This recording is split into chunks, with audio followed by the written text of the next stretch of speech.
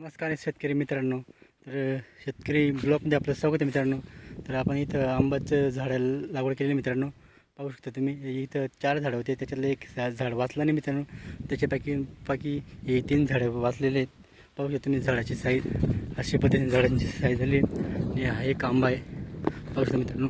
असं पद्धतीने एक आंबा आहे, त्या आंबाला आलेलं आहे मोर. तुम्ही पाहू शकता मोर आहे, आंबाला मोर आलेलं आहे मित्रांनो. तर असं आपण झाडं लागवड केले पाहिजे मित्रांनो. कारण की पाहू शकता तुम्ही, आता आंब्याची कैऱ्या आता बारीक बारीक लागलेले मित्रांनो.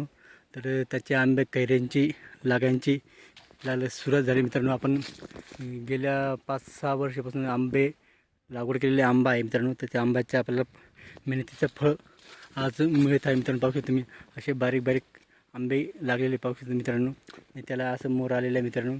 तर मागच्या वर्षी पण आलेलं होता.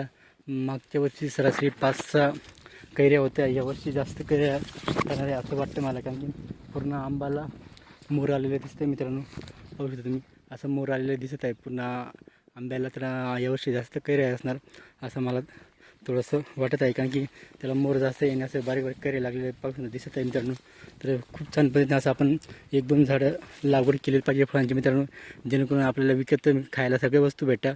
पण आपल्या स्वतःचे जे मेहनतीचं जे फळ असतो ते नेहमी चांगलं राहतं मित्रांनो. आणि आपण पाहिजे तेवढा खाऊ शकतो. विकत आणल्यावर जेवढं मापात भेटतो तेवढाच भेटतो. हे आपल्याला जेवढं लागलं तेवढं खायला मिळतं मित्रांनो. म्हणून आपण स्वतः झाडं लागवड केले पाहिजे आंब्याचे. आणि आपण पोट भरून खाऊ शकतो, जेवढं वाटलं तेवढं खाऊ शकतो. आपलं पूर्ण परिवार खाऊ शकतो मित्रांनो. म्हणून आपल्या शेताच्या बांधाच्या कडेला असं झाडं लागवड केली पाहिजे आंब्याचे मित्रांनो. तर मी लागवड केलेली आहे, तर तुम्ही लागवड करा मित्रांनो. आणि असं आंबे खायला मिळणार मित्रांनो. तो व्हिडिओला ते लाईक शेअर कमेंट करा. आमच्या चॅनल सबस्क्राईब करा मित्रांनो. जे नवीन असाल तर आमच्या चॅनलला एकदा अवश्य भेटेल मित्रांनो. जय जवान जय किसान.